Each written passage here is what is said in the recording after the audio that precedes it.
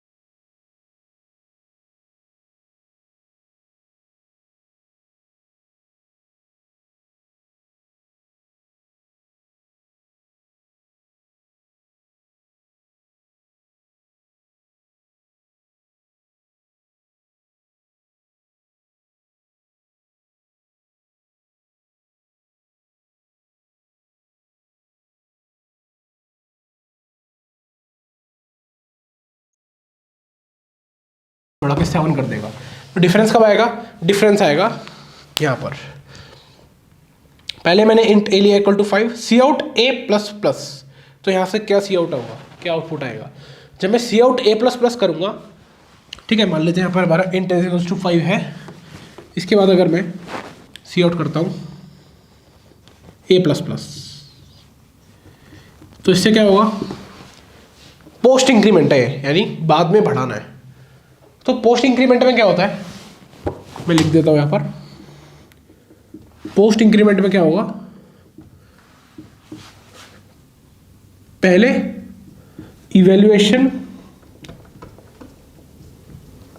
Then increase, और pre increment में क्या होगा, पहले इंक्रीज देन इवैल्यूएशन। तो पोस्ट इंक्रीमेंट में पहले इवैल्यूएशन होगा फिर इंक्रीज होगा। तो यानी पहले वैल्यू आएगी उसके बाद वो बढ़ जाएगी। तो A5 था, पहले 5 आ गया, सी आउट हो गया, अब बढ़ के 6 हो गया।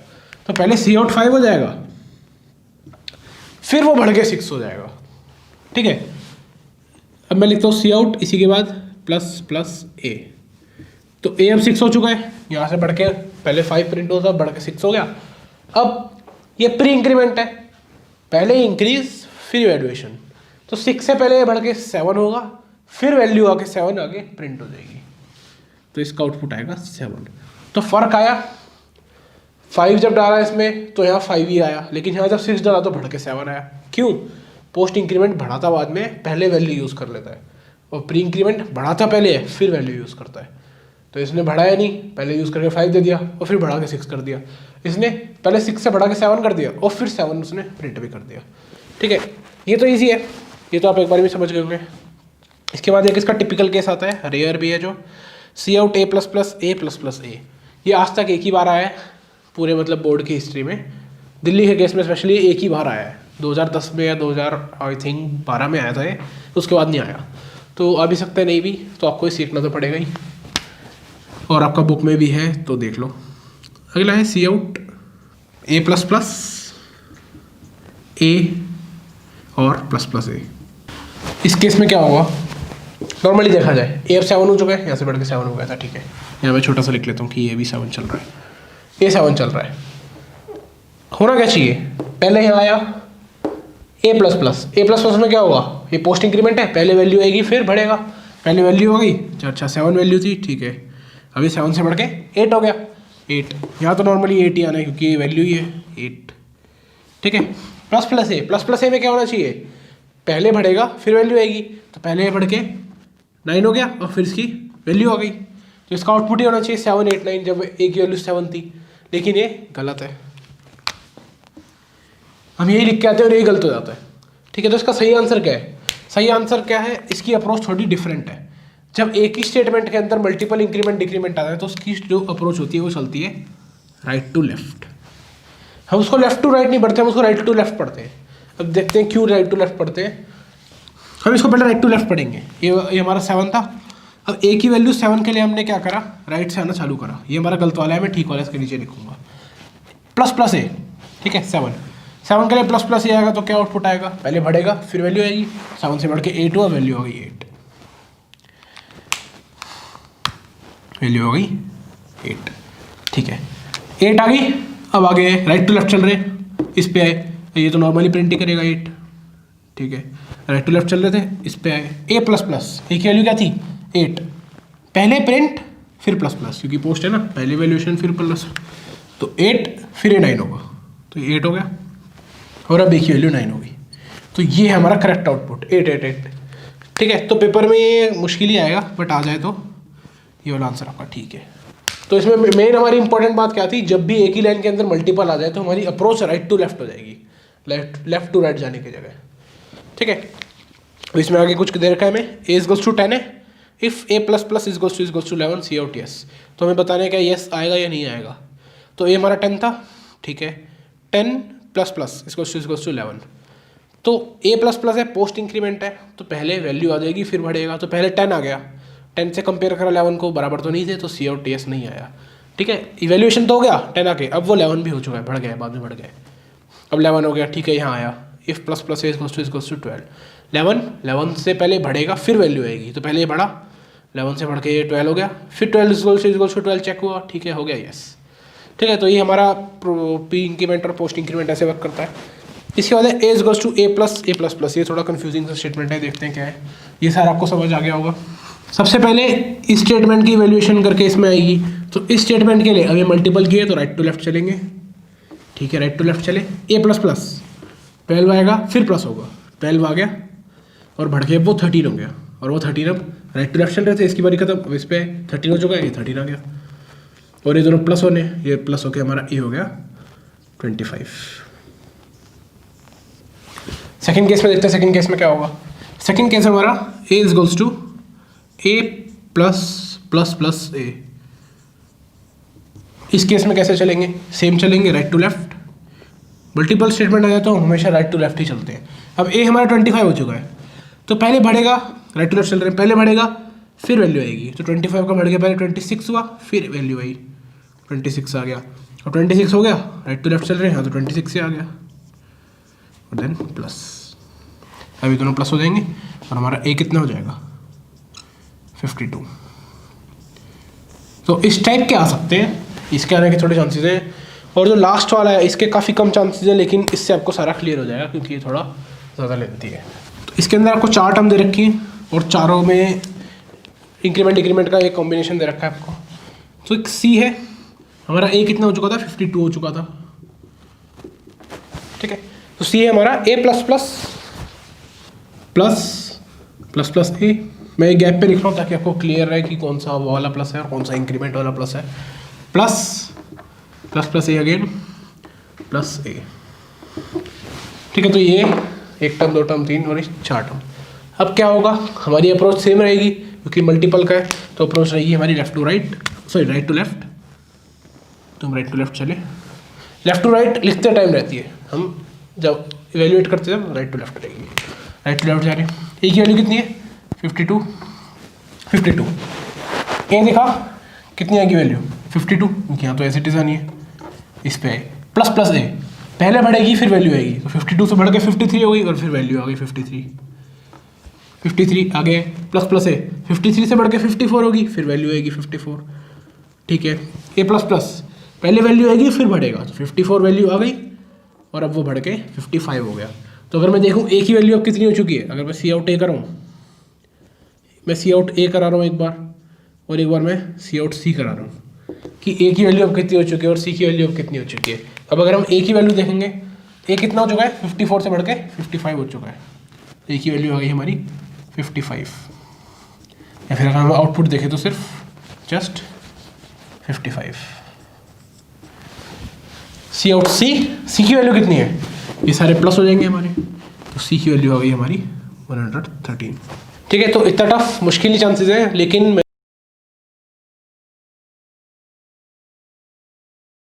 और अप्रोच तो सेम ही है, राइट टू लेफ्ट जाओ, अगर प्री है तो पहले बढ़ा के डाल दो, पोस्ट है तो बढ़ा के फिर वैल्यू डालो। तो ईजी है, कुछ ज़्यादा टफ नहीं है, बस ये है कि इसको बुक में हम इग्नोर कर देते हैं और स्कूल में भी ये जनरली पढ़ाया नहीं जाता, तो इसलिए आप इसको देख लेते। और इसमें से क्वेश्चन आएगा, 1 नंबर का है, 2 नंबर का आएगा, ऐसा नहीं तो जैसे ऊपर दे रखे सी आउट A++ या इफ़ वाला, ऐसा क्वेश्चन जरूर आएगा। Next topic, flow of control.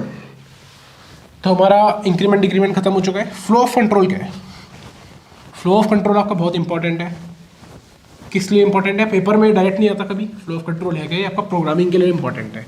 और अगर आपको प्रोग्रामिंग ही नहीं आती तो फिर C++ क्यों ले रहे हो, फेल हो जाओ जाके, ठीक है। तो फ्लो ऑफ कंट्रोल देखते हैं, प्रोग्रामिंग के लिए इंपॉर्टेंट होता है। If else if. तो सबसे पहले देखते हैं फ्लो क्या है और ये कंट्रोल क्या है। तो हम कोई भी कोड लिखते हैं किसी भी लैंग्वेज में हो, पाइथन में हो, जावा में हो, सी में हो, C++ में हो, तो वो उसको पहले कंपाइलर आके रीड करता है, इंटरप्रेटर रीड करता है, और रीड करते वक्त वो कैसे रीड करता है? ऊपर से नीचे, लाइन बाय लाइन उसको रीड करता जाता है। हमने अभी तक जितने प्रोग्राम लिखे वो सारे लाइन बाय लाइन चलते हैं। सबसे पहले first line header file include हुई, लाइन बाय लाइन। तो इस फ्लो को, जो एक कंट्रोल है, इसको फ्लो को चेंज करना है हमें, मैनिपुलेट करना है हमें। क्या हम कर सकते हैं कि ज़रूरी है कि एक एक लाइन चलेगी, ठीक है। तो इसको हमें चेंज करना है, वो हमारा फ्लो ऑफ कंट्रोल में आता है। तो पहली आती है हमारी सिलेक्शन स्टेटमेंट। सिलेक्शन स्टेटमेंट्स क्या करती हैं? सिलेक्शन स्टेटमेंट नाम से क्लियर है, ऐसी स्टेटमेंट जो कुछ सिलेक्शन करे, कुछ सिलेक्शन करने के बाद आगे बढ़े, ठीक है। उनके पास कुछ चॉइसेस हो, उनमें से वो कुछ सिलेक्ट करके आगे बढ़े, तो ये हमारी सिलेक्शन स्टेटमेंट होती है। तो सिलेक्शन स्टेटमेंट में पहली है इफ़ कंडीशन आपकी कैसे चलती है? फॉर एग्जाम्पल मैं लिखता हूँ इफ़, मैं इसके अंदर कुछ कंडीशन लिखूंगा और फिर ब्रैकेट्स के अंदर कुछ कोड लिखूंगा, ठीक है। ये नॉर्मल आपका किसी कोड के बीच में है। तो ये कैसे चलेगा? इफ़ के अंदर जो कंडीशन लिखी है, कोई भी कंडीशन हो सकती है, कोई भी कंपैरिजन हो सकता है, जैसे हमने लॉजिकल में करा था, ग्रेटर स्मॉलर, ठीक है। अगर वो सही है, वो ट्रू है, तो जो इफ़ के अंदर हमने कोड लिखा हुआ है ये सारा कोड रन होगा। और अगर इसके अंदर जो लिखा है वो गलत है तो स्किप होगा। ये तो आपको आता ही होगा, इफ़ 11th क्लास में बहुत पढ़ा है। तो ये अगर ट्रू है तो ये चलेगा, अगर ये फॉल्स है तो ये स्किप हो जाएगा। इफ़ के अंदर अगर मैं लिखता हूँ A>5 और हमारा सीन ए करा रखा है हमने ऊपर, ए की वैल्यू अगर कोई 10 डालता है तो A>5 तो ये चलेगा बिल्कुल। मैं यहाँ पर सी आउट करा देता हूँ ऊपर, हाँ बड़ा है, ठीक है। तो यहाँ पर सी आउट हो जाएगा। क्यों? ये ट्रू था तो ये चला, अगर ये फॉल्स होता तो ये चलता नहीं है, सीधा यहाँ से यहाँ आ जाता, ठीक है। इफ़ का एग्जांपल कैसे होता है, इसका एक एग्जांपल मैं बताता हूँ जिससे आपको ये सारे केसेस समझ आ जाएंगे। जैसे मम्मी आके पूछती है फॉर एग्जांपल कि आलू गाजर बनिए खानी है, अगर खानी है तो ठीक है, नहीं खानी तो भाड़ में जा, ठीक है, कुछ नहीं है उसके बाद। तो उस केस के लिए हमारे पास आता है एक एल्स का केस। तो ऐसा मम्मी बहुत कम करती है कि अगर कुछ खाना है, अगर नहीं खाना है तो मम्मी ऐसा बहुत कम करती है कि तू भाड़ में जा। ऐसा सिर्फ जब भी होता है जब सीरियल में मम्मी का जो फेवरेट कैरेक्टर होता है उसके 10 बार स्लो मोशन में चाटा पड़ चुका होता है, ठीक है। तो सेकंड केस इसका क्या है? सेकंड केस क्या है? ये अगर ये नहीं है तो ये, ठीक है। अगर आलू गाजर की सब्जी नहीं खानी, चल ठीक है फिर टिंडे बना लेती हूँ, ठीक है। तो उसके लिए हमारे पास आता है एल्स का केस।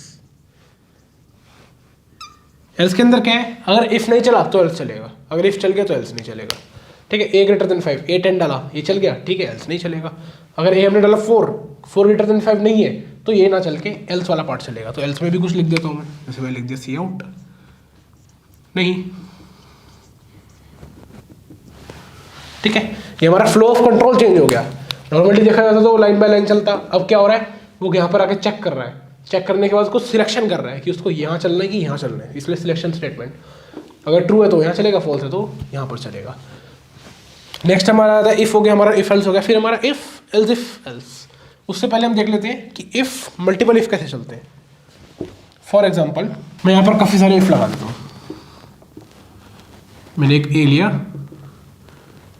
मैंने एक इंट माना ए, मैंने कराया सी इन ए, मैंने ए सीन करा लिया। अगर A 1 है तो सी आउट मंडे, अगर A 2 है सी out Tuesday, and so on up till अगर ए 7 है डबल इक्वल टू, अगर ए 7 है देन सी आउट संडे। तो हमारा एक बेसिक सा कोड है जो हमारा डे नंबर लेगा और उसके बाद हमें बताएगा कि कौन सा डे उस दिन है, मंडे है, ट्यूसडे, वेडनेसडे, थर्सडे या संडे।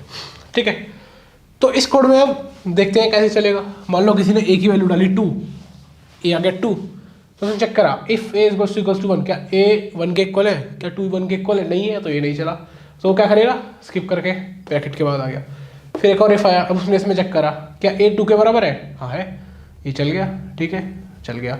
अब ये बाद में आया इफ इक्वल टू 3 होगा, यहाँ पर चेक करेगा कि ठीक है, नहीं, उसको स्किप करके ब्रैकेट के बाद आएगा। फिर इफ ए इक्वल टू 4, उसको चेक करेगा कि वो इक्वल है, नहीं, फिर वो ब्रैकेट के बाद आएगा। इक्वल टू 5 पे चेक करेगा, नहीं, फिर उसके ब्रैकेट के बाद आएगा। 6 पे चेक करेगा, नहीं, ब्रैकेट के बाद आएगा। 7 पे चेक करेगा, नहीं, ब्रैकेट के बाद आ गया। ठीक है, तो यहाँ पर एक चीज़ देखा आपने क्या खराब हुई, एक बार जब 2 के बाद आ गया आंसर तो सबको क्यों चेक कर रहा है, ये हमारी यहाँ पर प्रॉब्लम आ रही है ना। एक बार यहाँ पर 2 से चेक कर लिया तो बाकियों को चेक करने की ज़रूरत ही नहीं है, इतना टाइम वेस्ट करने की ज़रूरत ही नहीं है, इतनी एनर्जी वेस्ट करने की ज़रूरत ही नहीं है।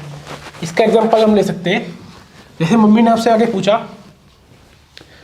कि पराठे पर खाने हैं, तुमने बोला हाँ, उसके साथ कौन सी सब्जी खानी है, आलू की सब्जी खानी है, हाँ, फिर और सब्जी, पनीर की सब्जी खानी है, तुमने बोला नहीं, राजमा खाने हैं, अलग अलग तुम्हें ऑप्शन दे जाए और एंड तक जितने ऑप्शन है वो हो गए। तो ऐसा मम्मी का मूड बहुत कम होता है। इस दिन मम्मी की जो फेवरेट कैरेक्टर होती है वो 5वीं बार मर के 8वीं बार जिंदा हो चुकी होती है।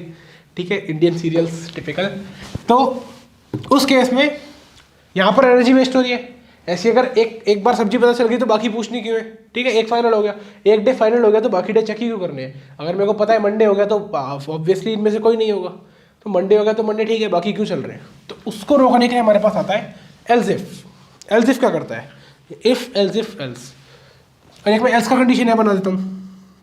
अब मान लो कोई महान लोग तो हैं इंडिया वाले हैं, ए की वैल्यू 1 to 7 डालने के बोली थी, कोई आके 23 डाल गया। ठीक है, इंडिया वाले ऐसे ही करते हैं।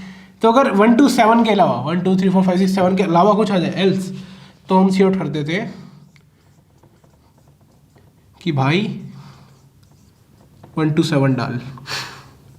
ठीक है, तो अगर कोई इसके अलावा डाले तो उसको बोलते हैं भाई 1 to 7 में डाल। ठीक है, अब मेरे को क्या चाहिए था, ये सब नहीं चलना, ये सब नहीं चलना मतलब ऐसा नहीं कि ये चले ही ना, इसको हटा दूँ। मतलब कि अगर ये हो गया तो ये सब ना चले, ये हो गया तो उसके बाद वाले ना चले, थर्ड हो गया तो उसके बाद वाले ना चले। तो उस केस में हमारा होता है एल्स इफ। इफ के बाद हम यहाँ लगा देता हूँ एल्स इफ, यहाँ से जितने आएंगे वो सारे एल्स इफ। ठीक है, 5 6 तक एल्स इफ, 7 भी एल्स इफ। अब ये क्या है, ये है if a equal to 1 Monday. अगर मैंने ए की वैल्यू 2 डाली, वो यहाँ आया, उसने चेक करा क्या 2 इक्वल टू 1 है, नहीं, ठीक है, इसको स्किप मारा।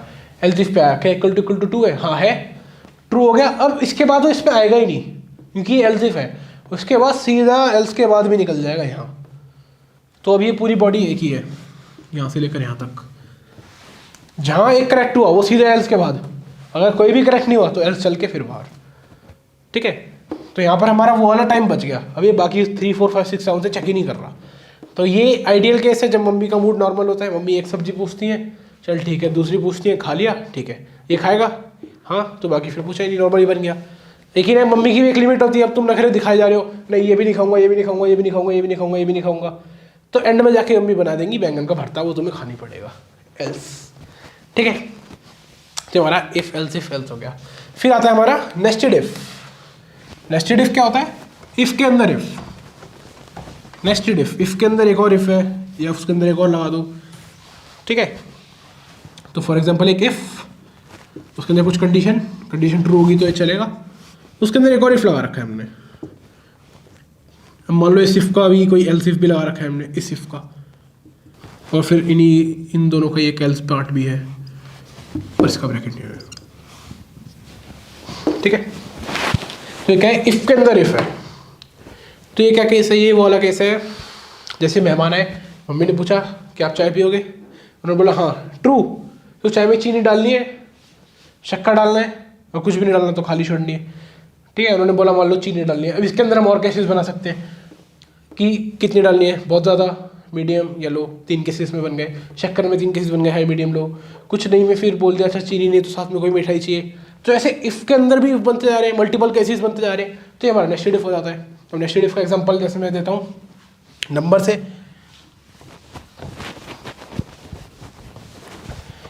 मान लो हमने एक सी ने कराया, अब हम चेक कर रहे हैं कि क्या ए इवन नंबर है या ऑड नंबर है, और हमें ये भी चेक करना है कि ए 1 डिजिट नंबर है 2 डिजिट नंबर है। तो हम कैसे चेक करेंगे, हम चेक करते हैं if a is greater then 9। अगर ए 9 से बड़ा है तो इसका मतलब वो 2 डिजिट है। लेकिन मेरे को इसके साथ साथ क्या चेक करना है कि वो इवन है या ऑड है। तो मैं ये भी चेक कर लेता हूँ कि इवन है या ऑड है। अब इवन ऑड चेक करने के लिए मैं कैसे चेक करूंगा, इवन नंबर वो होते हैं जो 2 के टेबल में आते हैं। 2 के टेबल में कैसे चेक करते हैं हम, इसको 2 से डिवाइड करके देख लेता हूँ, अगर रिमाइंडर 0 आ गया तो यानी 2 से डिवाइड हो रहा है। तो मैं इसको 2 से डिवाइड करके चेक करा कि अगर रिमाइंडर 0 आए तो यानी ये इवन था। तब क्या सी आउट कर दे, 2 डिजिट का क्योंकि इवन। ठीक है, अगर रिमाइंडर 0 नहीं आ रहा तो और रिमाइंडर आ सकता है, 1 आ सकता है, और उस केस में वो क्या होगा, ऑड होगा। तो मैं एक एल्स बना देता हूँ जिसमें 2 डिजिट ऑड होगा।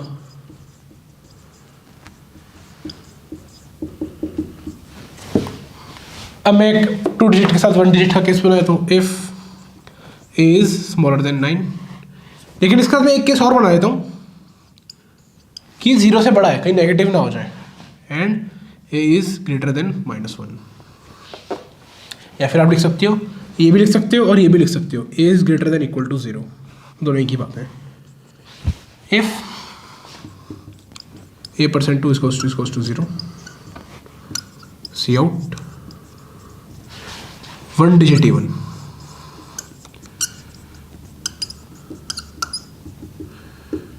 ये हम क्या चेक करते हैं कि रिमाइंडर 0 आ रहा है कि नहीं 2 से रिमाइंडर 0 है नहीं वो इवन है, तो 1 डिजिट इवन। और अगर रिमाइंडर 1 आ रहा है तो यानी वो ऑड था, तो हमने लिख दिया 1 digit odd.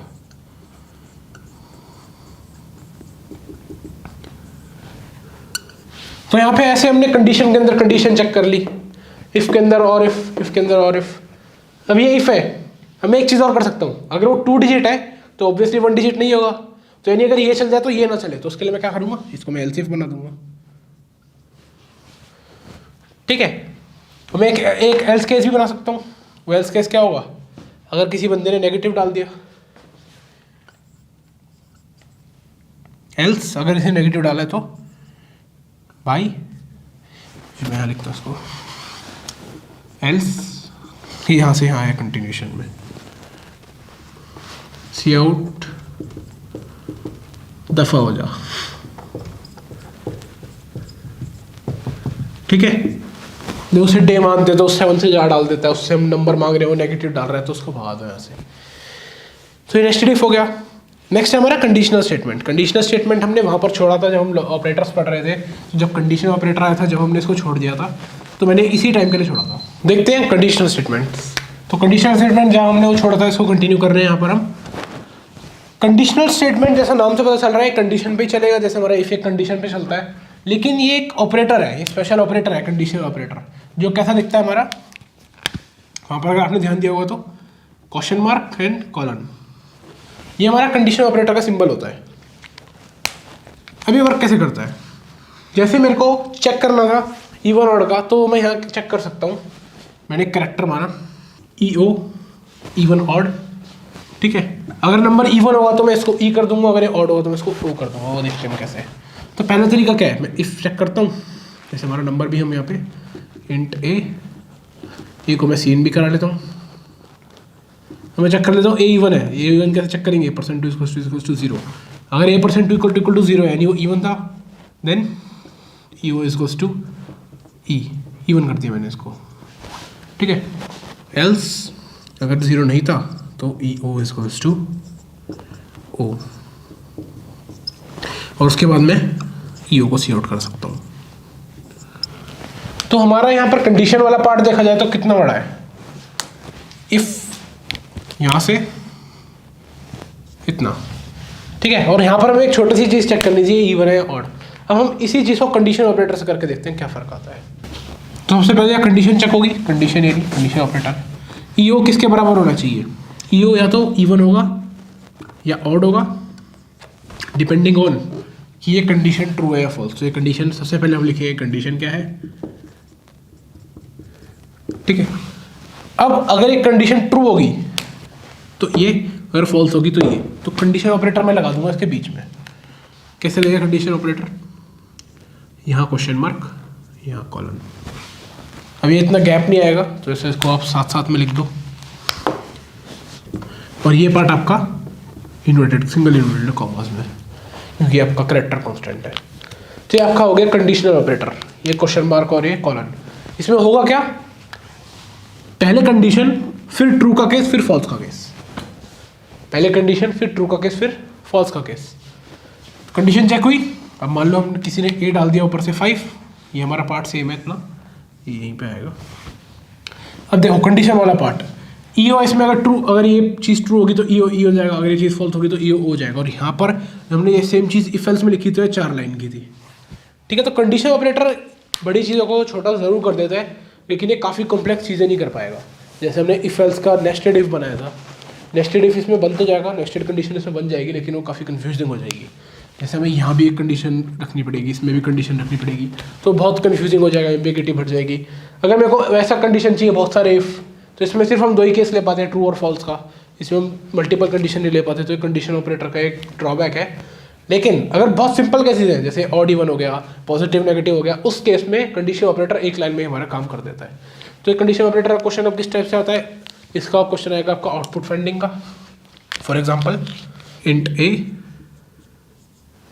Int b, a को मान लो मैंने कर दिया 5, ठीक है, cin b, a equals to a greater than b, question mark b a, cout a. तो ऐसा हमें एक प्रोग्राम देंगे वो, ठीक है, एक एग्जांपल है पेपर में आया हुआ, एक प्रोग्राम देंगे। अब वो बोलेंगे कि एक यूज़र ने बी की 3 वैल्यू डाली, उसने बी की 3 वैल्यूज़ क्या क्या डाली? एक बार उसने बी की वैल्यू डाली 7, एक बार उसने बी की वैल्यू डाली 5, और एक बार बी की वैल्यू उसने डाली 3। तो इन तीनों केसेस में क्या अलग अलग आउटपुट बनेंगे वो हमें बता रहा है। मान लेते हैं जब उसने बी की वैल्यू 7 डाली तो इन सीन में बी 7 आ गया। अब यहाँ पर कंडीशन चेक होगी, ये कंडीशन ऑपरेटर देखो कैसे लग रहा है। ए इक्वल्स टू, एक कंडीशन चेक होगी, अगर एक कंडीशन ट्रू होगी तो ए जो है वो बी के इक्वल हो जाएगा, अगर कंडीशन फॉल्स होगी तो ए जो है वो ए के इक्वल ही हो जाएगा। तो कंडीशन चेक हुई, ए ग्रेटर देन बी, क्या ए ग्रेटर देन बी है? नहीं है, 5 जो है वो 7 से छोटा है, तो फॉल्स वाली कंडीशन, तो ए इक्वल टू ए हो गया। ए इक्वल टू ए मतलब जो ए था वो ए ही रहा, तो हमारा सी आउट ए होगा, तो आंसर आएगा 5। तो इस केस में हमारा आउटपुट आएगा 5। जब बी की वैल्यू 5 आई, यहाँ चेक हुआ is a greater than b, क्या 5 5 से बड़ा है? नहीं, 5 5 से बड़ा नहीं है, तो अगेन फॉल्स की कंडीशन, तो ए गोज टू ए। ए कितना था? 5 था, तो मेरा अगेन आउटपुट जो है वो 5 ही आएगा। 3, इस बार बी की वैल्यू 3 आई, ए ग्रेटर देन बी, क्या 5 जो है वो 3 से बड़ा है? हाँ है, तो इस बार ट्रू का केस चलेगा, यानी ए की वैल्यू इस बार बी के इक्वल आएगी, और बी कितना है हमारा 3। सी आउट जब ए करेंगे तो हमारा आंसर आएगा 3। तो इस टाइप का क्वेश्चन आएगा। अब ये सिंपल था क्योंकि हमने ये समझ लिया कि कंडीशन ऑपरेटर वर्क कैसे करता है, ट्रू का केस, फॉल्स का केस, तो ये समझना ईजी है। वो इसको कंफ्यूजिंग कैसे बनाएंगे? वो ऐसे कर देंगे, तो भी कंफ्यूजिंग हो गया। A greater than b, question mark b, colon खाली छोड़ दिया। इसका मतलब क्या है? इसका मतलब है कि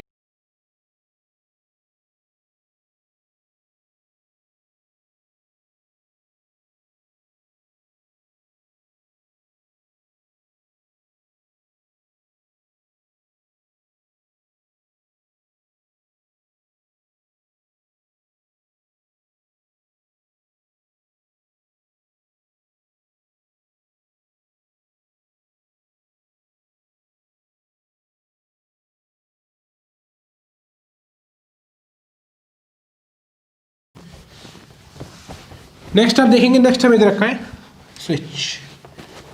स्विच हमारा यूज होता है कंडीशंस के लिए। अगेन इसमें कैसे कंडीशन चेक होंगी? स्विच हमारा होगा, आपके सामने सारे ऑप्शन ला के रख दिए जाएंगे, ठीक है। मम्मी ने इस बार क्या करा, जैसे अब इस बार मम्मी ने इस बार तुम्हारे सामने रेस्टोरेंट है, मेन्यू ला के रख दिया, जो चूज़ करना है उठा लो, ठीक है। तो स्विच भी कुछ इस तरह ही काम करेगा। अब मान लेते हैं हमें बताना है अगेन हमारा मंडे ट्यूसडे वाला एग्जांपल। तो एक इंटीजर है हमारा ए, हमने सीन ए कराया। हम नॉर्मली हम इसको इफ से कैसे करते हैं, हम इसमें लिखते हैं if a equals to 1 Monday, if a equals to else if, ताकि हम सारे वो केसेस स्किप हो जाए अगर एक बार ट्रू हो जाए। Else if a equal to 2 Tuesday, else if a equal to 3 Wednesday and so on. Switch के केस में हम इसको कैसे करेंगे, हम यहाँ लिखेंगे स्विच। अब इसके अंदर हम वो वैल्यू डालेंगे जो हमें चेक करनी है, तो हम इसके अंदर डाल देंगे ए, फिर लगाएंगे हम ब्रैकेट जहाँ तक हमारा स्विच चलने वाला है। ठीक है, अब ए की वैल्यू चेक करेंगे। फॉर ए की वैल्यू 1, तो हम इसमें बनाते हैं केस। केस मतलब जैसे केस 1, केस 2, केस 1, ये क्या पहला केस बन गया हमारा। पहले केस में हम किसकी वैल्यू चेक कर रहे हैं, ए की वैल्यू किसके बराबर हो।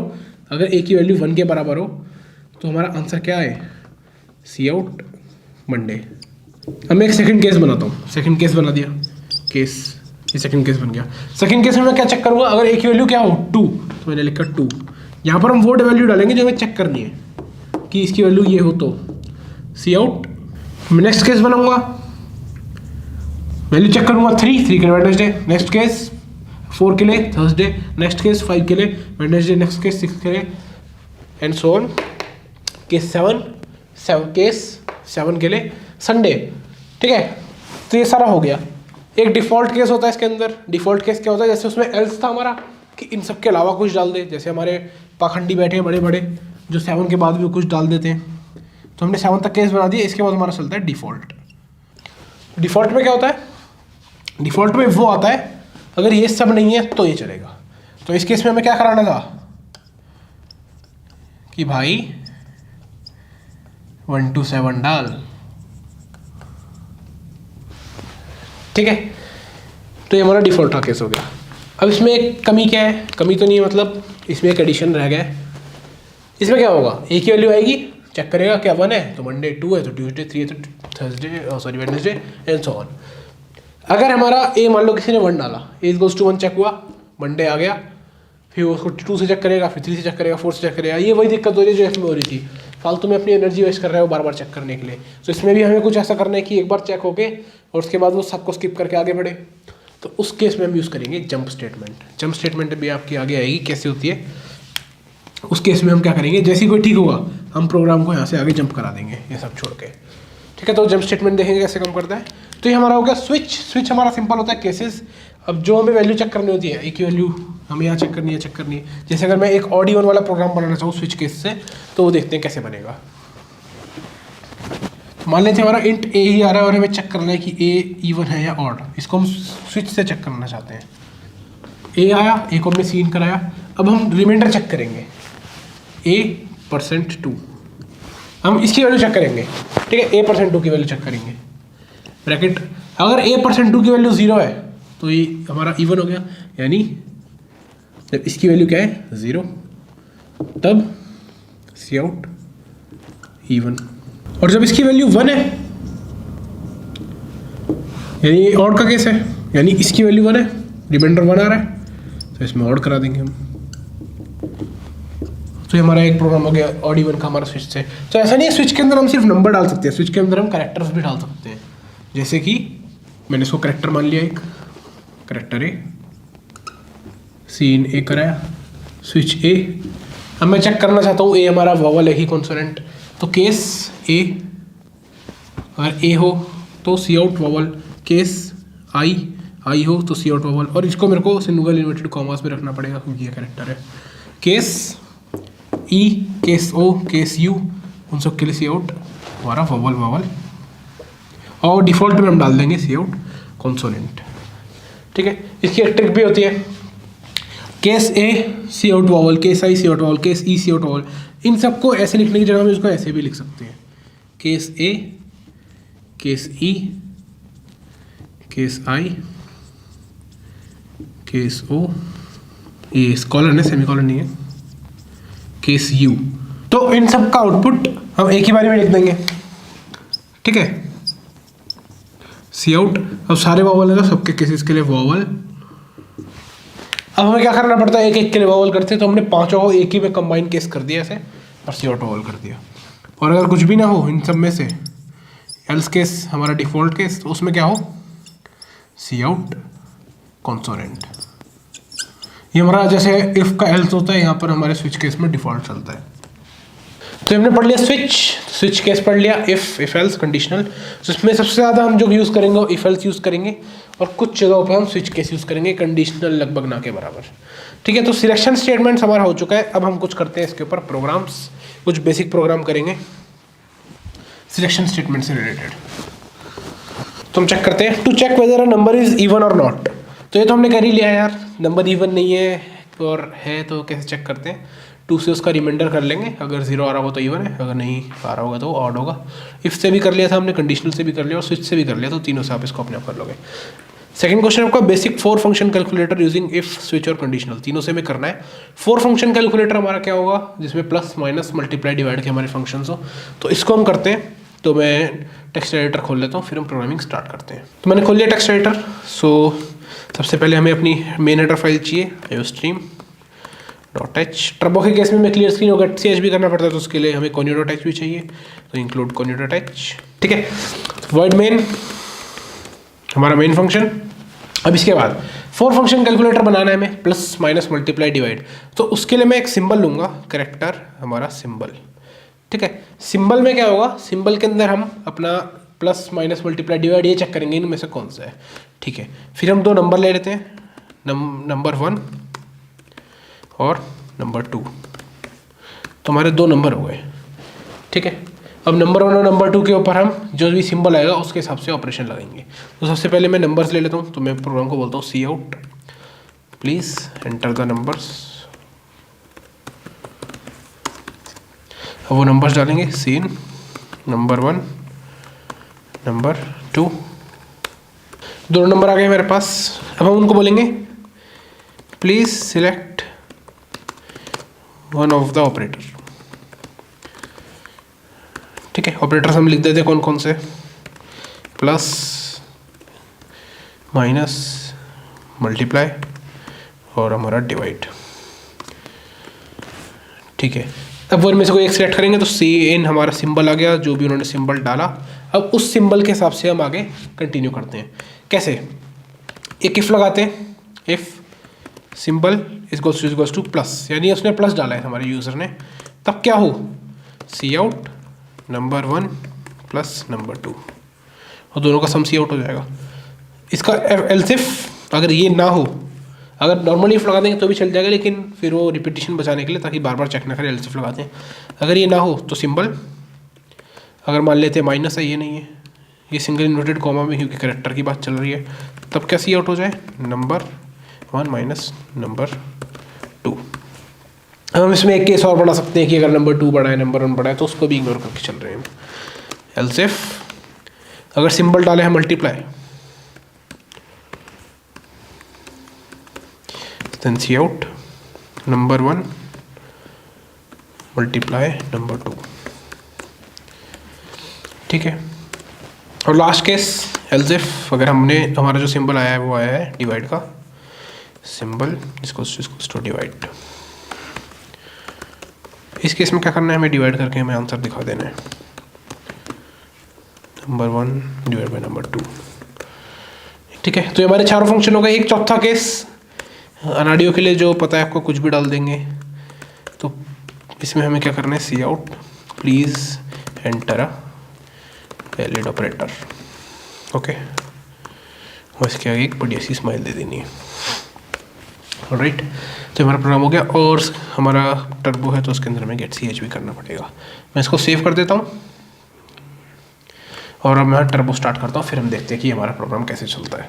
तो हमने टर्बो खोल लिया है अपना। अब इसमें मैं अपनी फ़ाइल खोल लेता हूँ, क्वेश्चन, ये हमारा प्रोग्राम लिखा हुआ है। एक इसमें यहाँ सी आउट के बाद एक सेमीकोलन लगाना भूल गए हैं। अब इसको कंपाइल करके देखते हैं। स्टेटमेंट मिसिंग, ओके, यहाँ भी हमने सेमीकोलन नहीं लगाया। ठीक है, अब कोई एरर नहीं है, इसको रन करते हैं। Enter the numbers, for example number डालता हूँ 10 और 2। इनमें से हमें कोई एक ऑपरेटर सेलेक्ट करना है, प्लस माइनस मल्टीप्लाई डिवाइड। तो पहले मैं प्लस सेलेक्ट करता हूँ, तो आंसर 12 आ गया। अगर मैं इसको दोबारा रन करके, ओह क्लियर स्क्रीन नहीं लगाया हमने, क्लियर स्क्रीन गोज हेयर। ठीक है, अब मैं दोबारा से नंबर डालता हूँ, अगेन 10 और 2 डाल के देखते हैं। इस बार माइनस करना है तो मैंने डाल दिया ऑपरेटर माइनस, तो माइनस करके 8 आंसर आ गया। ठीक चल रहा है अभी तक। एक बार मल्टीप्लाई और देख लेते हैं। 10 2 ऑपरेटर डाल दिया, मल्टीप्लाई हो गया। ठीक है, अगेन रन। 10 2 से डिवाइड भी ठीक करके जा दिया। ठीक है, तो यहाँ पर कुछ फॉर्मेटिंग में हमारी प्रॉब्लम है, ये स्पेसेस में, तो यहाँ पर इक्वल स्पेस हम दे देंगे अपने आप। ठीक है, तो उसमें कोई दिक्कत नहीं है, ये अब इक्वल स्पेस्ड है। तो हमारा एक बेसिक कैलकुलेटर हो गया जो हमने यूज़ करके बनाया इफ एल्स से। अब इसको हम कंडीशनल ऑपरेटर से कैसे बना सकते हैं वो देखते हैं। तो मैं वापस चलता हूँ टेक्स्ट एडिटर पे। ठीक है, एक बार इसको ठीक है, तो टेक्स्ट एडिटर में अब हमारा इतना प्रोग्राम तो सेम रहेगा जहाँ तक हमने सिंबल और अपने नंबर ले लिए हैं। ठीक है, ओके, अब मैं क्या करूँगा, अब मैं इसको कंडीशनल ऑपरेटर से ट्राई करता हूँ। कंडीशनल ऑपरेटर में मैं एक टर्म और ले लेता हूँ जिससे मेरे लिए और इजी हो जाए ये। मैं एक टर्म ले लेता हूँ रिजल्ट। ठीक है,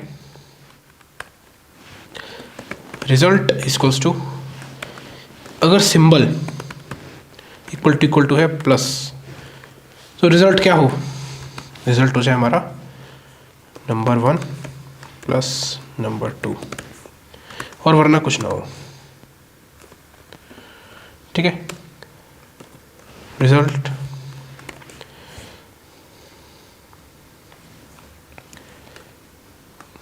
ये स्किप कर देना भाई। अगर सिंबल है हमारा माइनस, उस केस में क्या हो, नंबर 1 माइनस नंबर 2। मैं इसको कॉपी पेस्ट कर लेता हूँ, इजी हो जाएगा।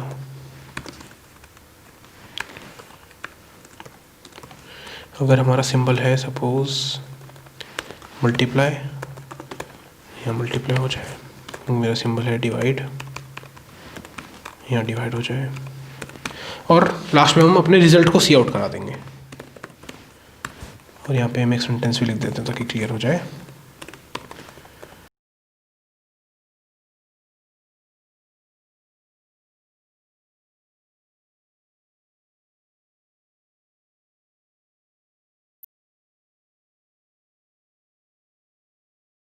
फिर मैं अपना वो डालता हूँ क्वेश्चन नाम से, ये हमारा कोड है, इसको रन करके देखते हैं। यहाँ पर मिसिंग सिंटैक्स, ओके, यहाँ पर हमने वो लगाया ना, इनसा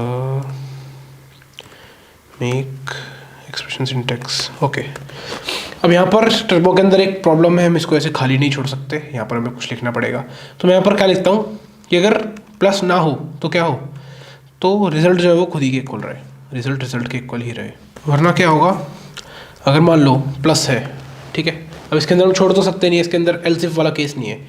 अगर प्लस नहीं है और इसने आके चेक करा माइनस नहीं है, तो ये इसके बाद आके यहाँ पर आके कुछ गड़बड़ ना कर दे, तो इसलिए मैंने यहाँ रिजल्ट लगा दिया कि जो था ये वही रहे। अगर माइनस नहीं है तो रिजल्ट था यहाँ पर, ये रिजल्ट ही रहे अगर माइनस ना है तो। ठीक है, तो अब इसको रन करते हैं, कोई एरर नहीं है। ठीक है, अब इसको रन करके चेक करते हैं। 10 2 मैं प्लस डालता हूँ, आंसर 12 आ गया। ठीक है, तो ये ठीक चल रहा है, वही result plus minus multiply divide पर सब पे हो जाएगा, इस पर टाइम वेस्ट नहीं करते हैं। अब हम, ये हमारा कंडीशन हो गया, अब एक बार इसको स्विच से भी कर लेते हैं। तो मैं दोबारा से टेक्स्ट एडिटर खोलता हूँ, वहाँ जाके हम चेक करते हैं। तो स्टार्टिंग का सारा सेम रहेगा, इतना पार्ट हमें चेंज करना है। और मैं पहले क्लियर स्क्रीन लगा देता हूँ यहाँ पर, क्लियर स्क्रीन, और यहाँ पर हमारा सेमीकोलन मिसिंग था वो लग चुका है। ठीक है, अब स्विच केस, स्विच मैं यहाँ लगाता हूँ एक स्विच फॉर सिंबल के लिए। अगर सिंबल प्लस है तो कुछ, माइनस है तो कुछ, तो मैंने सिंबल के लिए स्विच लगाया, केस प्लस।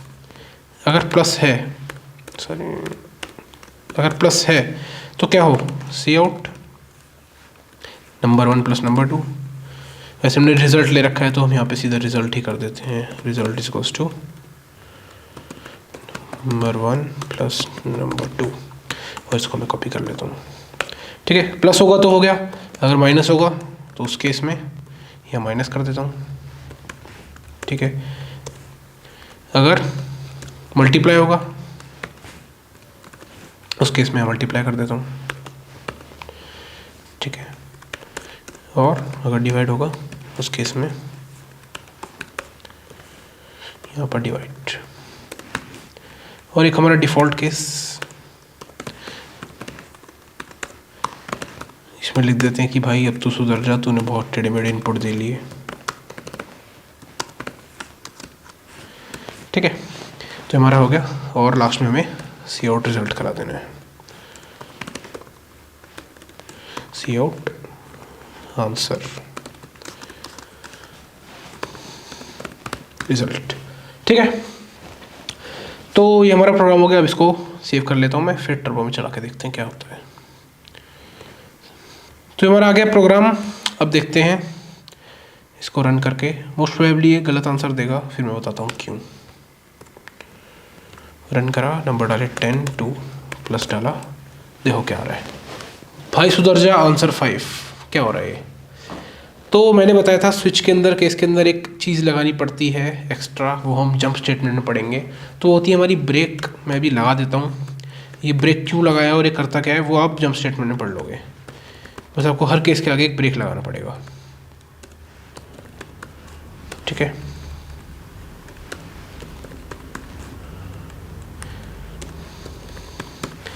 अब ये प्रोग्राम पूरा ठीक चलेगा। मैं इसको सेव कर देता हूँ, रन कर दिया। अरे भाई कहाँ से आ गया? रन। ठीक है, 10 2 यहाँ पे प्लस डाला, 12 आंसर ठीक आ गया। ठीक है, तो ब्रेक का क्या काम होता है यार, ये तो आपको जब भी समझ आएगा जब हम जंप स्टेटमेंट पढ़ेंगे।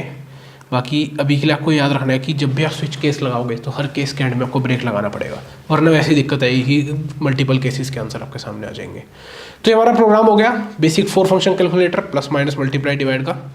ठीक है, तो इसके अंदर हमने तीनों से बनाया, इफ एल्स सही बना लिया हमने, कंडीशन सही बना लिया, स्विच सही बना लिया। ठीक है, तो बेसिक प्रोग्रामिंग अब आपको ऐसे धीरे धीरे आगे बढ़ना पड़ेगा। नेक्स्ट है हमारा फ्लो ऑफ कंट्रोल में आइटरेटिव स्टेटमेंट्स। ये भी अगेन इंपॉर्टेंट है। आइटरेटिव स्टेटमेंट से हमें पहले पढ़ना पड़ेगा कि आइट्रेशन क्या होता है। आइट्रेशन इंग्लिश में रिपीटिशन, आइट्रेशन रिपीटिशन एक ही चीज़ होती है। तो अगर हमें कोई चीज़ प्रोग्राम के अंदर रिपीट करानी है, ठीक है, तो मान लेते हैं हमें 1 से लेकर 100 तक की काउंटिंग लिखनी है। ठीक है, पहला तरीका क्या है, सी आउट 1 2 3 4 खुद बैठ के लिखते रहो। ठीक है, या फिर थोड़ा सा दिमाग लगा के हम कुछ ऐसा कर दें कि प्रोग्राम अपने आप दिखाता रहे। जैसे कि एक नंबर ले, उसको एक एक करके बढ़ाता रहे, एक एक बार बढ़ाता रहे, 1 से 2 करता रहे, 1 से 3 2 से 3 करता रहे, और उसको सी आउट भी कराता रहे साथ साथ। ठीक है, यहाँ पर हमारा लूप काम आता है। या फिर मेरे को मान लो मेरे को 1000 स्टार बनाने हैं। ठीक है, मेरे को ऐसे करके 1000 स्टार बनाने हैं, तो 1000 लिख तो सकता नहीं हूँ मैं। तो उस केस में हमारा आता है लूप। लूप अपने 11 से पढ़ रखा है, तो यहाँ पर हम इसको जल्दी से रैप अप करते हैं। Iteration, repetition, loop, repetition. तो हमारे 3 टाइप के लूप होते हैं। पहला होता है हमारा फॉर लूप,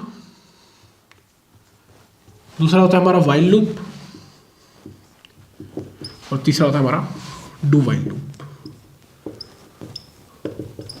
तो फॉर लूप में क्या होता है, यहां पर हम लिखते हैं अपनी कंडीशन कि ये लूप कब तक चलेगा, कितना चलेगा। यहां पर जो उसके अंदर काम होना है, यहाँ पर हम कंडीशन डाल देंगे कितनी बार लूप चलाना है। वो कंडीशन कैसे डलेगी, आती है तो वेरी एंड गुड, नहीं आती तो अभी प्रोग्राम में देखते हैं। वाइल के अंदर यहाँ कंडीशन आती है। फॉर के अंदर क्या करते हैं, हम एक लिमिट बता देते हैं कि यहाँ से यहाँ तक चलता रहे। वाइल के अंदर क्या करते हैं, कंडीशन डाल देते हैं कि जब तक यह जब तक चलता रहे। जैसे नाम से क्लियर है ना वाइल, जैसे कि जब तक 9 बज रहे हैं, जब तक जितनी गेम खेलनी है खेल लो। और एक है 8 बजे से लेकर 9 बजे तक का टाइम है, गेम खेल लो। तो ये कुछ ऐसा है। और डू वाइल क्या होता है, डू वाइल आपका वाइल की तरह ही होता है, इसमें पहले डू आ जाता है और लास्ट में हमारा वाइल आ जाता है। तो डू वाइल और वाइल में डिफरेंस क्या है, वाइल के अंदर मैंने मान लो मैंने एक इंटीजर लिया a और a को मैंने कर दिया 1। ठीक है, मैंने लिख दिया जब तक a 5 से छोटा है, और यहाँ मैं प्रोग्राम के अंदर उसको प्लस प्लस भी करा रहा हूँ और बाकी जो मेरे को काम करना है वो कर रहा हूँ। ठीक है, a1 आया, क्या 1 5 से छोटा है, हाँ है। ठीक है, ये ट्रू है तो ये चलेगा, a प्लस प्लस। अब a2 हो गया, अभी भी छोटा है, जब तक 5 से छोटा है। ठीक है, वाइल जब तक 5 से छोटा है जब तक चलता रहेगा। ठीक है, प्रोग्राम चला, अभी बढ़ के 3 हो गया, 5 से छोटा है। फिर प्रोग्राम चला, ये 4 हो गया, 5 से छोटा है, चला, अभी 5 हो गया, अभी 5 से छोटा नहीं रहा तो ये चलेगा नहीं, अभी यहाँ आ जाएगा बाहर। ठीक है, इसमें क्या होता, पहले आया, चेक करा, चला, फिर चेक करा, चला, चेक करा, चला। डू वाइल में क्या होगा, ठीक है, यहाँ पर हमारी वाइल के अंदर कंडीशन डाल दो, for example A less than 5, यहाँ पे सेमीकोलन आएगा, इंपॉर्टेंट है, यहाँ सेमीकोलन नहीं आते, इसमें आता है। यहाँ मैंने लगा लिया फिर से एक इंट ए इक्वल्स टू 1, और यहाँ मैं इसको कोड के साथ अगेन प्लस प्लस कराता जा रहा हूँ। इसमें क्या होगा, वाइल ए स्मॉलर देन 5, इसमें A1 आया, पहले चल गया, फिर चेक कर रहा है। इसके अंदर क्या था, पहले चेक करेगा, ठीक है तो चलेगा, गलत है तो नहीं चलेगा, और जब तक चलता रहेगा जब तक ठीक है। इसमें क्या करेगा, इसमें पहले चल गया, फिर चेक कर रहा है, ठीक है तो दोबारा, गलत है तो नहीं। मतलब इसमें अगर ठीक होगा तो चलेगा, जब तक ठीक है चलता रहेगा। इसमें पहले चल जाएगा, फिर चेक करेगा कि ठीक है तो दोबारा, नहीं है तो आगे।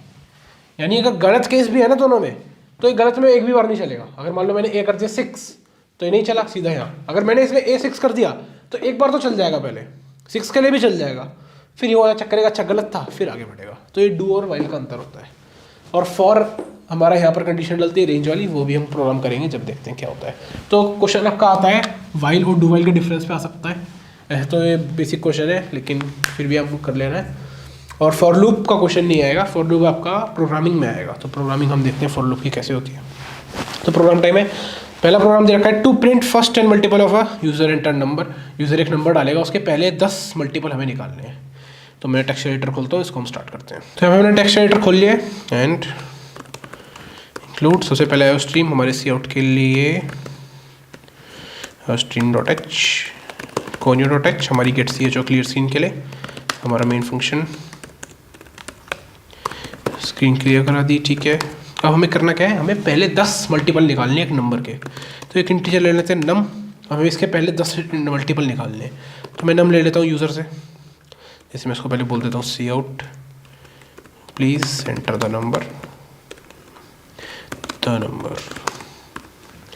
ठीक है, सीन कराया नम। अब हमारे पास नंबर आ गया। अब हमें क्या करना है, इसके पहले 10 मल्टीपल निकालने हैं। तो पहला तरीका क्या है, आप सी आउट करते रहो, सी आउट नम इंटू वन, फिर नीचे सी आउट नम इंटू 2, नम इंटू 3, ये पहला तरीका है। लेकिन ये हमें यूज़ नहीं करना, हमें लूप यूज़ करना है यहाँ पर। पहले हम यूज़ करते हैं फॉर लूप। फॉर लूप में क्या करेंगे, हम एक कंडीशन रखेंगे, एक रेंज रखेंगे। तो फॉर के अंदर एक रेंज रखते हैं, मैंने लिखा फॉर। अब फॉर के अंदर मेरे को एक रेंज देनी पड़ेगी, उस रेंज के लिए मेरे को चाहिए एक नया इंटीजर। ठीक है, एक इंट i इक्वल्स टू 0। आई क्या है, ये आई वो इंटीजर है जो लूप के साथ चलेगा, और जैसे ही ये रेंज से बाहर होगा ये लूप खत्म हो जाएगा, लूप चलना बंद हो जाएगा। तो मैंने आई 0 करा, और उसके बाद मैंने आई को डाल दिया जब तक ये 10 तक नहीं पहुंच जाता, क्योंकि हमें पहले 10 मल्टीपल चाहिए। जैसे ये 10 पे पहुंचे, जब ये बंद हो जाए और ये आई बढ़ता रहे एक एक करके हर लूप के साथ, तो मैं यहीं पे इसको बढ़ावा देता हूँ साथ में। मैं इसको इसके लूप के अंदर भी बढ़ा सकता हूँ, ये लूप की बॉडी में इसके अंदर भी बढ़ा सकता हूँ, लेकिन यहाँ भी लिख दिया तो ठीक है। अब क्या करना है मेरे को, अब मेरे को इसका टेबल प्रिंट कराना है, पहले 10 मल्टीपल प्रिंट कराने हैं। तो क्या प्रिंट कराना है, नम इंटू आई, ठीक है, और एक न्यू लाइन के साथ साथ। बस हमारा प्रोग्राम हो गया, एंड गेट सी एच, ताकि प्रोग्राम रुका रहे। तो अब इससे क्या होगा, इंट 0 10, 0 से लेकर 10 तक चलेगा। पहले नम इंटू 0, अगर आपको 0 नहीं दिखाना तो हम इसको 1 कर देते हैं, क्योंकि टेबल 1 से ही स्टार्ट होता है। तो नंबर यूज़र ने दिया, सी इन कर दिया नंबर यहाँ पे, फॉर इंटू आई से लेकर 1 से लेकर 10 तक चला। तो 1 पहले मल्टीप्लाई 1 करके दिखा दिया, न्यू लाइन।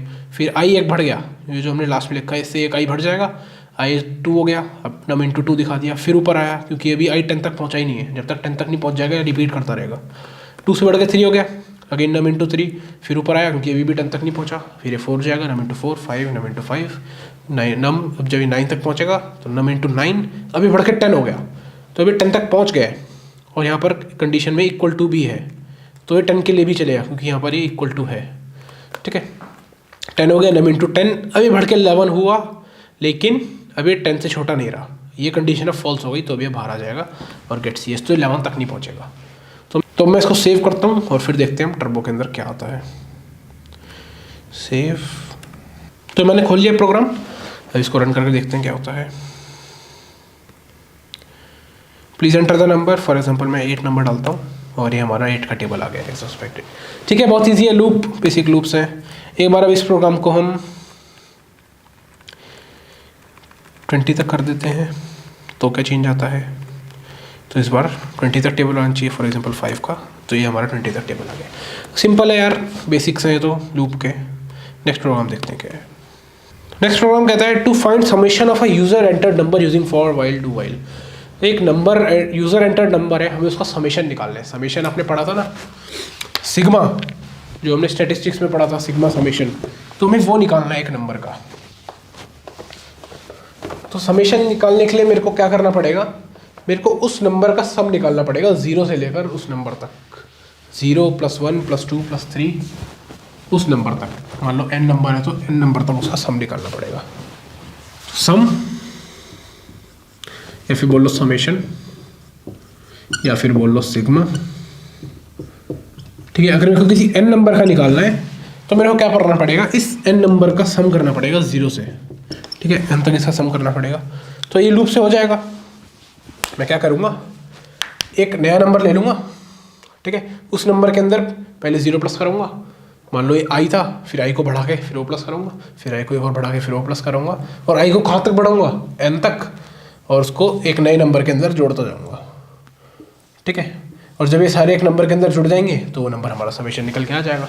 ठीक है, तो अब इसको लूप से ट्राई करते हैं, और इसे हम तीनों लूप से करेंगे, फॉर वाइल और डू वाइल से। तो मैं टेक्स्ट एडिटर खोलता हूँ। ठीक है, तो हम स्टार्ट करते हैं। यहाँ पे सबसे पहले header file iostream.h gate ch, और हमारे क्लियर स्क्रीन के लिए conio.h। ये पेपर में आपको conio.h लिखने की ज़रूरत नहीं है, क्योंकि पेपर में क्लियर स्क्रीन की गेट ch की ज़रूरत नहीं होती है, हमें सिर्फ प्रोग्राम चाहिए होता है, लेकिन हम टर्बो में टेस्ट कर रहे हैं इसलिए। वाइड मेन हमारा मेन फंक्शन, स्क्रीन क्लियर करा दी। ठीक है, अब हमें क्या करना है, एक नंबर लेना है यूज़र से। ठीक है, और एक नंबर चाहिए जिसके अंदर हम इस सबको सम करके स्टोर करते जाएंगे। तो इसको हम मान लेते हैं इंट सम। ठीक है, और एक हमें लूप के लिए इंटीजर चाहिए जो हम वहीं पर फॉर के अंदर ही कर लेंगे। फॉर इंट आई, अभी कहाँ से स्टार्ट होगा, 0 से स्टार्ट होगा। ये आई स्टार्ट हुआ 0 से। ठीक है, आई कहाँ तक जा रहा है, n तक, तो आई <= क्योंकि n तक जा रहा है, =n, और आई एक एक करके बढ़ता रहेगा, पहले 0 से 1, 1 से 2, 2 से 3 और n तक, तो आई ++। अब क्या करना है, इस आई को, और यहाँ पे हमने नम सीन में ले लेना है, तो प्लीज़ एंटर द नंबर।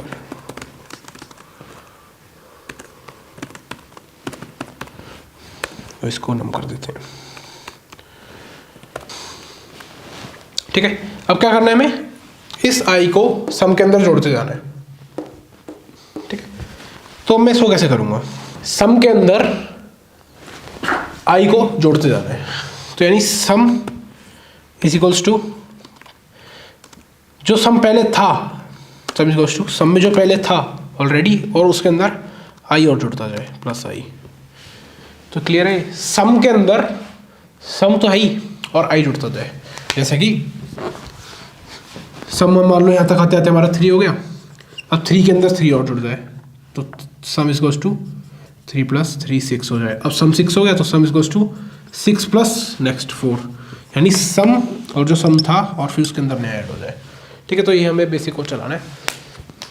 अब यहाँ पर क्या होगा, जब पहला लूप चलेगा, सम = सम + i, जब i की वैल्यू 0 होगी तो सम = सम + i, तो i की वैल्यू 0 होगी, सम = सम + 0। तो उस वक्त यहाँ पर क्या आएगा, यहाँ पर क्या आएगा, यहाँ पे तो हमने सम की तो हमने कोई वैल्यू डिफाइन ही नहीं करी, तो यहाँ पर कोई गार्बेज वैल्यू आ जाएगी टेढ़ी मेढ़ी, तो हमारा आंसर बेकार हो जाएगा उससे। तो हम यहाँ पर सम को पहले भी 0 ही कर देते हैं स्टार्टिंग में, ताकि हमारा आंसर ना बिगड़े। तो मैंने क्या करा, यहाँ पर सम को यहाँ पर 0 कर दिया। ठीक है, सम 0 हो गया, अब वो सम होते होते वहाँ तक पहुँच जाएगा। तो अब क्या करते हैं, कुछ नहीं, सी आउट समेशन इज सम। इसको सेव करता हूँ और अब टर्बो चला के देखते हैं। तो हमारा प्रोग्राम आ गया है, और समेशन सी नहीं, समेशन इस, इसको रन करके देखते हैं। Enter the number, for example सबसे छोटा नंबर डालता हूँ 3। ओह गेट सी एच नहीं कराया इसलिए रुक नहीं रहा। रन करते हैं, enter the number 5, summation is 15। तो 5 का समीशन देखोगे तो 15 ही आता है। इसका क्या खासियत है, हम बड़े से बड़ा नंबर इसके अंदर निकाल सकते हैं। 1000 डाल दोगे उसका भी अपने आप निकाल के दे देगा। तो प्रोग्राम का काम ही ये होता है।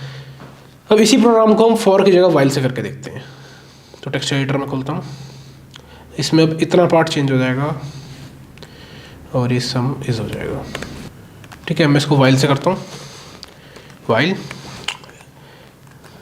इंट आई, कब तक, जब तक वो n तक ना पहुँच जाए। ठीक है, अब मेरे को क्या करना है, sum is equals to sum plus i, और आई को एक एक बढ़ाते भी रहना है वरना इनफाइनाइट लूप बन जाएगा, चलता ही रहेगा।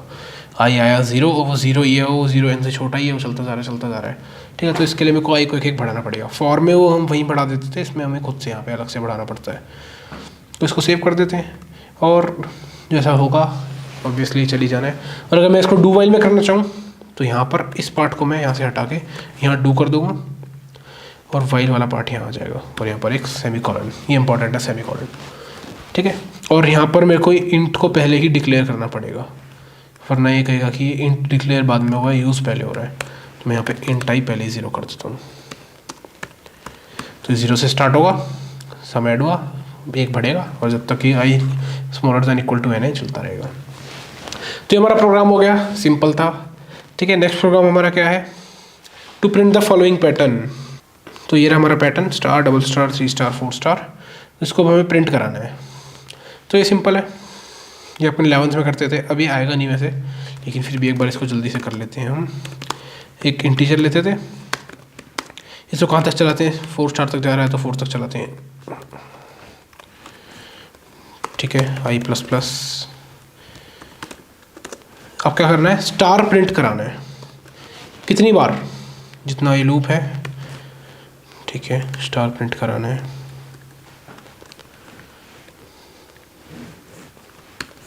स्टार कितनी बार प्रिंट कराना है, जितना आई है। अगर आई 1 है तो एक बार, 2 है तो 2 बार। तो मैं इसको 1 से स्टार्ट कर देता हूँ 0 की जगह।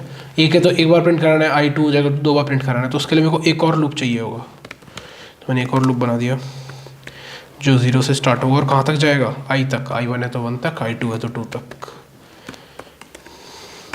और ये हमारा प्रिंट कराता रहेगा। सी आउट स्टार कराता रहेगा। अब आई 1 होगा तो एक स्टार प्रिंट करा देगा और उसके बाद हमें न्यू लाइन में जाना है, तो एक स्टार प्रिंट करा के न्यू लाइन हो जाए। फिर आई 2 होगा तो आई 2 होगा, अब ये जे यहाँ आई होगा तो ये जे हमारा आई तक चलेगा। आई की वैल्यू जब 2 हो जाएगी तो ये 2 तक चलकर 2 बार स्टार प्रिंट करा देगा, फिर न्यू लाइन आ जाएगी। ये इंसर्ट हो गया, तो यहाँ पर स्टार दबा दिया। तो अब जब आई की वैल्यू 1 होगी तो ये एक बार प्रिंट करेगा और उसके बाद हमें एक न्यू लाइन भी चाहिए कि अब अगली लाइन से स्टार्ट हो जो नेक्स्ट हो। तो यहाँ पर मैं कर देता हूँ \n। ठीक है, फिर आई की वैल्यू 2 होगी तो 2 बार प्रिंट हो जाएगा और यहाँ पर मैं आई कर देता हूँ। ठीक है, तो ये हमारा स्टार का पैटर्न प्रिंट कर देगा। 11th में आप कर देते हैं और इसको यहाँ से हटा देते हैं और इस सब की भी कोई ज़रूरत नहीं है हमें यहाँ पे। तो ये हमारा स्टार वाला प्रोग्राम हो गया।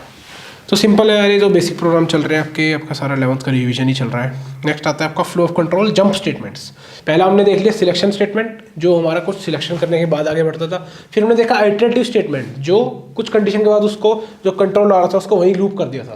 पहले में कहता कुछ सिलेक्शन करके वो आगे बढ़ता, ये है तो ये है तो ये है तो ये। आइटरेटिव में क्या हुआ, कुछ आया और फिर उसको लूप कर दिया वहीं। जंप स्टेटमेंट में क्या होगा, प्रोग्राम चलता हुआ आ रहा है, एक पॉइंट के बाद उसको कूदा देगा, जंप मार देगा। कुछ इतना बीच का कोड स्किप कर दिया, ऊपर भी जा सकता है नीचे भी कूद सकता है। तो क्या ये जंपिंग होती है। तो ये जंपिंग हम किससे करते हैं, 3 है हमारे पास, गो टू, दूसरा हमारा ब्रेक और तीसरा हमारा कंटिन्यू। तो गो टू क्या होता है, मान लो आपका कोई भी कोड लिखा हुआ है, जैसे एक सिंपल सा कोड देखते हैं, इंट आई इक्वल्स टू 0, कुछ भी बना दिया, मान लो सी आउट, कुछ भी बना रहे हैं तो कुछ भी लिख देते हैं। ठीक है, कुछ भी हो गया, सी इन आई आ गया, लूप चला दिया फालतू में। ठीक है, और मैंने यहाँ सीन के नीचे एक एक्स लगा रखा था। ये एक्स क्या था, ये हमारा एक टैग था गो टू के लिए। अब ये एक्स भी हो सकता है, वाई, ए, बी, सी, कोई भी वेरिएबल का नाम। जो भी आप आइडेंटिफायर का नाम दे सकते थे ना, वो आप यहाँ कुछ भी लिख सकते हो। बस ये देख लेना कि ऑलरेडी एग्जिस्ट ना करता हो, यहाँ आप आई नहीं करोगे, आई कर दिया तो ये गलत हो जाएगा, ठीक है, एक्स कर दिया। अब अगर मैं आगे प्रोग्राम में, चलो हमारा फिर कुछ भी चल रहा है, सी आउट सी इन। अब इस चलते प्रोग्राम में मैंने यहाँ कर दिया अगर गो टू एक्स, यानी भाई एक्स पर जा, गो टू एक्स पर जा, तो ये प्रोग्राम आगे ना बढ़ के वापस एक्स पे जाएगा और यहाँ से फिर से चलेगा दोबारा, ठीक है। तो हमारे गो टू स्टेटमेंट ने ये जंप कराया, ये जंपिंग हो गई, और ये आपको आती होगी यार ऑलरेडी, और इसमें सिंपल है, कुछ ज़्यादा नहीं है, ये जंपिंग ही होती है। एक इसका इंपॉर्टेंट पॉइंट क्या देखना है आपको, मान लो अगर यहाँ पर मैंने लिखा गो टू एक्स और एक्स जो है वो यहाँ पर है, तो जंप तो ये जब भी कर जाएगा, ठीक है, जंप तो ये जब भी कर जाएगा। और मैं इसको भी हटा देता हूँ, तो मैं करता हूँ सी आउट आई, तो क्या होगा, तो यहाँ पर आई आएगा कि नहीं आएगा, तो आई यहाँ पर नहीं आएगा। क्यों? क्योंकि प्रोग्राम जो था वो यहाँ से आकर इतने पार्ट में तो चला ही नहीं जहाँ पर आई डिक्लेयर हो रहा था, यहाँ पर आई बन रहा था, उस पार्ट में प्रोग्राम चला ही नहीं, यहाँ पर आके सीधा यहाँ आ गया, अब उसको पता ही नहीं आई है क्या, ठीक है। तो ये नहीं चलेगा क्योंकि at the time of declaration program चल ही नहीं रहा था उस वक्त, इस वक्त तो जंप मार ली इसने। तो ये इंपॉर्टेंट पॉइंट देख लेना गो टू का होता है। ब्रेक और कंटिन्यू, ब्रेक क्या करता है, ब्रेक और कंटिन्यू आपके एक लूप के अंदर यूज होते हैं। कैसे? जैसे आपका एक फॉर लूप चल रहा है इंट आई से, ठीक है, मान लेते हैं आई स्मॉलर देन 10, आई प्लस प्लस, ठीक है। अब मैंने क्या करा, मान लो इसके अंदर अपना काम चल रहा है सारा, एक कंडीशन लगाई, if I is goes to 7। मान लो मेरे को ये लूप जो है वो सिर्फ 0 से 10 तक तो चलाना था, लेकिन एक पर्टिकुलर वैल्यू 7 के लिए नहीं चलाना था। तो मैं क्या करूँगा, अगर आई 7 हो जाए, इसको मैं स्टार्टिंग में लगाता हूँ ताकि चले ही ना कुछ भी, ठीक है, यहाँ मैं लगाता हूँ if I is goes to 7। अगर आई 7 हो जाए, मैं क्या चाहता हूँ कि 0 से 10 में सबके लिए चले, बस 7 के लिए ना चले। तो इस केस में क्या हो, कंटिन्यू, कंटिन्यू मतलब इसको छोड़ और आगे बढ़, कंटिन्यू बोलते हैं ना, चल यार कोई नहीं कंटिन्यू कर, ठीक है, आई इक्वल टू 7 आ गया, कंटिन्यू कर, इसको छोड़, नेक्स्ट वाली बढ़, 8 से स्टार्ट कर। तो कंटिन्यू ये करता है हमारा। एक और जंपिंग हो गई है, इतना पार्ट छोड़ के जंप मार के 8 पे आ गया, ठीक है, तो हमारा कंटिन्यू हो गया। और ब्रेक कैसे वर्क करता है, ब्रेक में यार क्या होगा, अगर मैं इस कंटिन्यू की जगह ब्रेक कर दूंगा तो क्या होगा, मान लो हमारा काम चल रहा है, मैं लिख दिया ब्रेक, तब क्या होगा, कंटिन्यू हमारा क्या करता है कि छोड़ यार कंटिन्यू कर, यानी 7 के लिए छोड़ दे और आगे 8 से स्टार्ट कर। ब्रेक क्या करेगा, भाग गया से निकल सीधा बाहर, ब्रेक करते ही लूप से सीधा बाहर, ठीक है। कंटिन्यू क्या कर रहा था, उस पर्टिकुलर केस के लिए, उस पर्टिकुलर जो वाला लूप चल रहा है, जो वाली इटरेशन चल रही है, उस वाली करंट रिपीटिशन के लिए छोड़ के नेक्स्ट पे आ जाओ। और ब्रेक क्या करता है, पूरा लूप ही छोड़ के बाहर आ जाओ। इसलिए याद है हम स्विच में हमने ब्रेक लगाया था, उसका काम क्या था, जैसे ही कोई सा भी एक केस ट्रू हो बाहर आ जाओ, पूरे स्विच से बाहर आ जाता था वो ब्रेक करके।